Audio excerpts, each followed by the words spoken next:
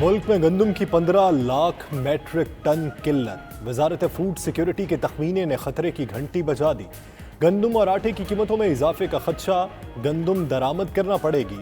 दरामदी गंदम कराची पोर्ट पर 1929 रुपए फी मन पड़ेगी। जराए के मुताबिक हुकूमत ने पहले मरहले में 7 लाख मैट्रिक टन गंदम दरामद की इजाजत दे दी।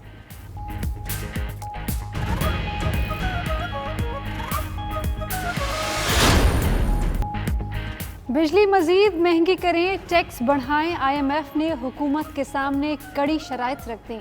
शराइत ना मानने पर प्रोग्राम ख़त्म करने की धमकी। स्टेट बैंक ऑफ पाकिस्तान की मुकम्मल खुद मुख्तारी और रेवेन्यू बढ़ाने की पॉलिसी के फौरी नफाज के भी मुतालबात। मुशीर ख़जाना की भी IMF प्रोग्राम पूरा ना होने पर ओहदा छोड़ने की धमकी।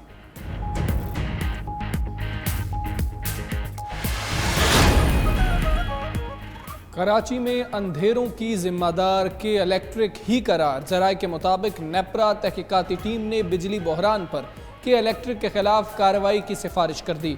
रिपोर्ट के मुताबिक बिजली बहरान की वजह ईंधन की कमी नहीं, के इलेक्ट्रिक का जवाज़ गलत है, कि इलेक्ट्रिक फर्नेस ऑयल से बिजली पैदा नहीं करती, सुई सदरन से मामलात भी तय नहीं किए, इसका सिस्टम तलब के मुताबिक बिला तातुल बिजली फराहम नहीं कर सकता।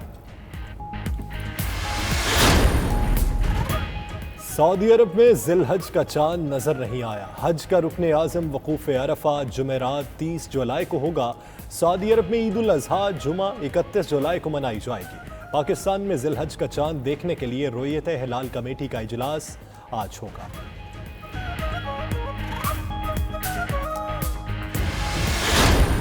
ऑपोजिशन का बड़ा इकट्ठ बड़ी ईद के बाद होगा।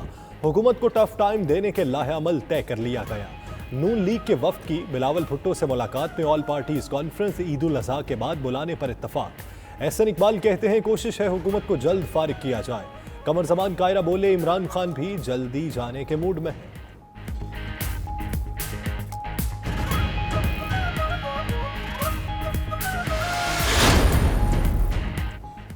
APC की बातें तो बहुत अरसे से जारी, लेकिन अपोजिशन इंतशार का शिकार है। वज़ीर इत्तलात शिबली फराज की 92 न्यूज़ के प्रोग्राम हो क्या रहा है में गुफ्तगू बोले अपोजिशन जमातों की सोच मुख्तलिफ है। पीपल्स पार्टी सिंध तक महदूद हो गई। फयाजुल हसन चौहान ने कहा नून लीग और पीपल्स पार्टी मौका परस्ती की सियासत के चक्कर में है।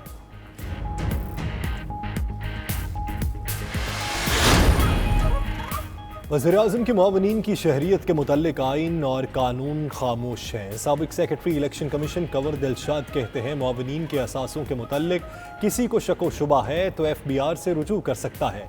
दस्तावेजात साथ लगाएं। जिनकी अरबों की जायदाद है उनसे मनी ट्रेल तलब की जाए।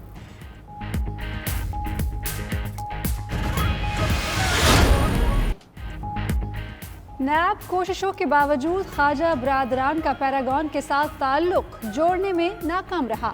साद रफीक और सलमान रफी की जमानत के केस में सुप्रीम कोर्ट का तफसीली फैसला जारी। कहा मुकदमा नैब कानून की खिलाफ वर्जी का मजहर है, बुनियादी हुकूक और आज़ादी से महरूमी और इंसानी अजमत की तौहीन की क्लासिक मिसाल है।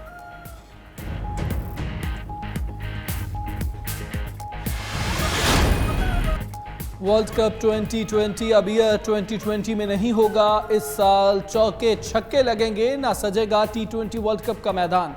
ICC का कोरोना के बायस मेगा इवेंट के इल्तवा का बाज़ाब्ता ऐलान। T20 वर्ल्ड कप अब अक्टूबर नवंबर 2021 में होगा। अभी ये फैसला नहीं हुआ कि कौन होगा मेजबान।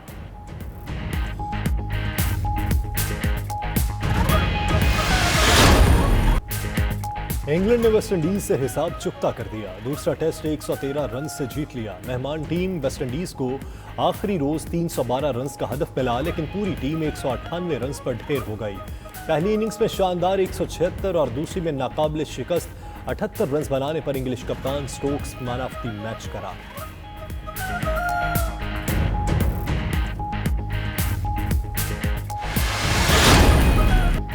और आलमी शोहरत याफ्ता सना खां, सूफी गुलकार और मौसीकार समी यूसुफ की आज 40वीं सालगिरह। समी यूसुफ ने मशरक़ी और मगरबी मौसीकी के इम्तिज़ाज से खूबसूरत कलाम पेश किया। पाकिस्तान समेत दुनिया भर में उनके करोड़ों मद्दाह हैं। मगरबी मीडिया ने उन्हें मुस्लिम दुनिया के किंग ऑफ पॉप का खिताब दिया।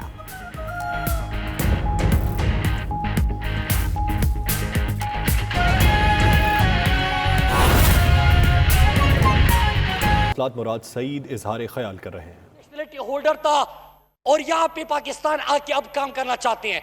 दुख सबसे बड़ा मुझे क्या है स्पीकर साहब कि ये बंदा खुद वजीर खारजा, खुद वहां पे पानी और बिजली का वजीर और इकामा रखा हुआ था, हफ्ते में 5 दिन नौकरी कर रहा था किसी और मुल्क के लिए। स्पीकर साहब कि मुल्क का वजीर खारजा होते हुए आप किसी और मुल्क का इकामा भी रखे, 15-20 लाख रुपए आपको माहवार भी मिले। बड़े यहाँ पे गैरत की बात हो रही थी, अभी बड़ा यहाँ पे लेक्चर दिया जा रहा था। लेक्चर तब दे कि आपने उस वक्त खुद क्या किया था। इनका दूसरा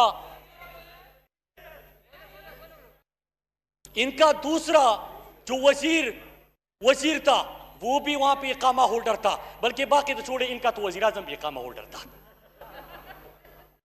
स्पीकर साहब यहां पे अभी बात कर रहे थे तो कि इनको इस चीज का है कि इमरान खान ने तो मुआविन खुसूसी और एडवाइजर के असासे और शहरियत डिक्लेयर कर दी। अब हमारा मुतालबा है कि आपकी तमाम पार्टी उहदेदारान भी नेशनलिटी और असासे डिक्लेयर कर दें।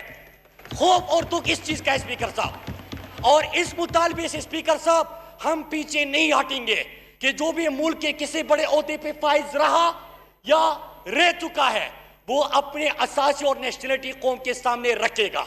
स्पीकर साहब उसके बाद एक और बात हुई कलभूषण के हवाले से। स्पीकर साहब इन्होंने सोशल मीडिया के ऊपर ट्रेंड भी चलाया था। क्या इन्होंने कौम को यह बताया कि उसमें है क्या? इंटरनेशनल कोर्ट में है, आपका केस लड़ा जा रहा था, उसमें क्या बात हुई है? लेजिस्लेशन के हवाले से क्या कुछ हुआ है? मुल्क की बेहतरी हुई है कि नुकसान हुआ है? इसके ऊपर कोई डिबेट करते, कोई हमें दलील देते, कोई तजवीज देते।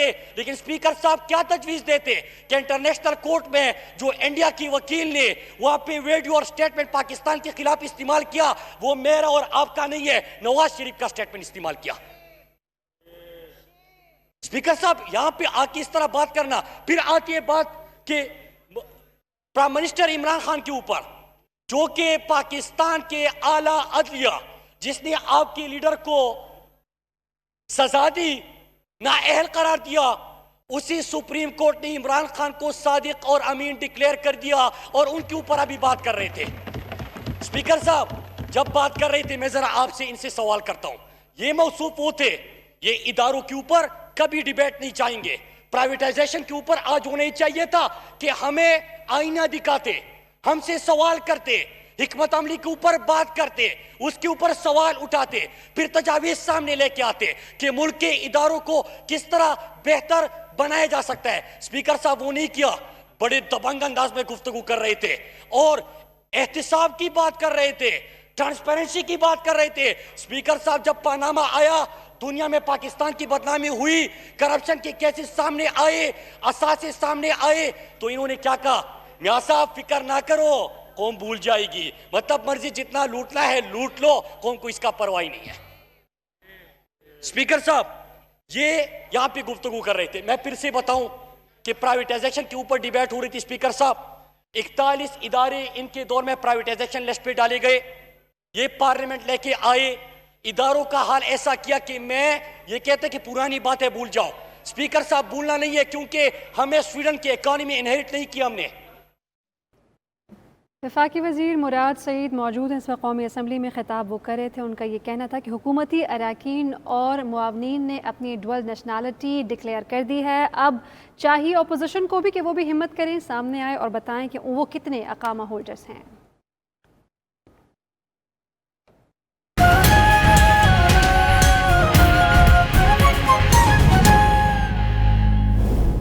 सामने आए, असासे सामने आए, तो इन्होंने क्या कहा? मियां साहब फिक्र ना करो, कौम भूल जाएगी, मतलब मर्जी जितना लूटना है लूट लो, कौम को इसका परवाह नहीं है।